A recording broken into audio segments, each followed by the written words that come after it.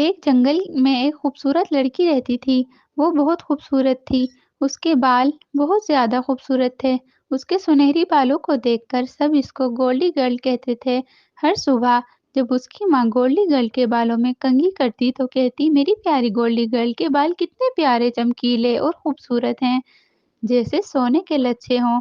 ایک دن گولڈی گرل صبح کی سیر کو نکلی تو چلتے چلتے جنگل کی طرف نکل گئی۔ جنگل میں پرندے چہچہا رہے تھے اور پھول کھلے ہوئے تھے۔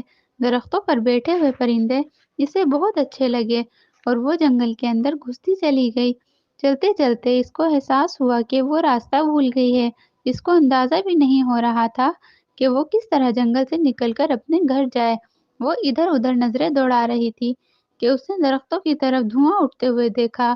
وہ بھاگ کر اس کی طرف گئی تو اس نے دیکھا کہ درختوں کے درمیان ایک چھوٹا سا خوبصورت سا مکان ہے۔ اس نے اس مکان کے دروازے پر ہاتھ رکھا تو وہ دروازہ کھلتا چلا گیا۔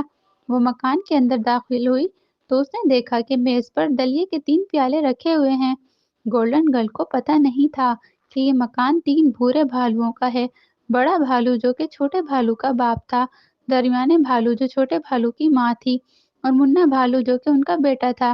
اس صبح اماں بھالو نے دلیا پکایا تھا تاکہ وہ ناشتہ کر سکیں، مگر جب ابا بھالو نے دلیا چکھا تو کہا، یہ دلیا تو بہت گرم ہے، اس سے میری زبان ہی جل گئی، چلو اس کے ٹھنڈا ہونے تک صبح کی سیر کرائیں۔ جب گولڈی گرل نے دروازہ کھٹکھٹایا تو کوئی جواب نہیں آیا، کیونکہ تینوں بھالو سیر کو گئے تھے۔ گولڈی گرل جب گھر میں داخل ہوئی تو صرف آتش دان میں آگ جل رہی تھی اور لکڑی چٹکنے کی آواز آ رہی تھی۔ اس نے چاروں طرف دیکھا تو میز پر 3 پیالے رکھے ہوئے تھے، ایک بڑا پیالہ، دوسرا درمیانہ پیالہ اور تیسرا پیالہ بہت ہی چھوٹا سا تھا۔ ان میں دلیا تھا اور دلیے کی خوشبو چاروں طرف پھیلی ہوئی تھی۔ دلیے کو دیکھتے ہی گولڈن گرل کی بھوک چمک اٹھی اور اس نے چمچہ اٹھایا اور بڑے پیالے کو دلیے کو چکھا۔ وہ یہ تو بہت گرم ہے۔ اس نے درمیانی پیالے کا دلیا چکھا تو یہ بھی ٹھنڈا تھا۔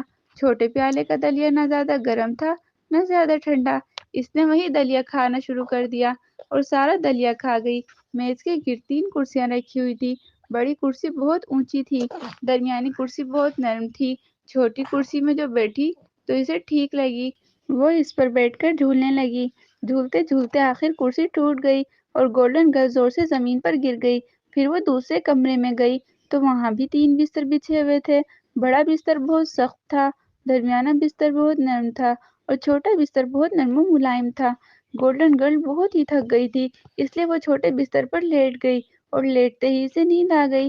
جب تینوں بھالو صبح کی سیر کر کے واپس آ رہے تھے تو اپنے ساتھ لکڑیاں بھی جمع کر کے لائے تھے۔ ابا بھالو نے بڑا بنڈل بنایا، اماں بھالو نے درمیانہ گٹھا بنایا اور منا بھالو نے سب سے چھوٹا گٹھا بنایا۔ جب یہ تینوں اپنے مکان کے دروازے پر آئے تو وہ یہ دیکھ کر حیران رہ گئے کہ دروازہ کھلا ہوا ہے۔ جبکہ وہ اندر آئے تو انہوں نے دیکھا کہ دلیے کو کسی نے چھیڑا ہے۔ ابا بھالو نے کہا، میرا دلیا کس نے چکھا؟ اماں بھالو نے کہا، میرا دلیا کس نے چکھا؟ منا بھالو بولا، میرا دلیا کس نے کھایا اور کھا کے ختم کر دیا؟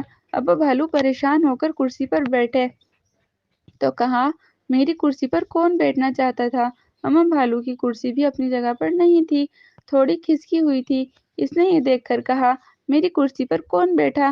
آخر میں منا بھالو چیخ کر بولا، میری کرسی پر کوئی بیٹھا، کس نے میری کرسی توڑ دی؟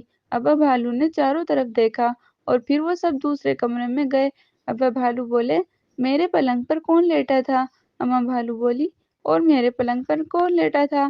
منا بھالو بولا، اور میرے پلنگ پر کون لیٹا اور اب بھی سویا ہوا ہے؟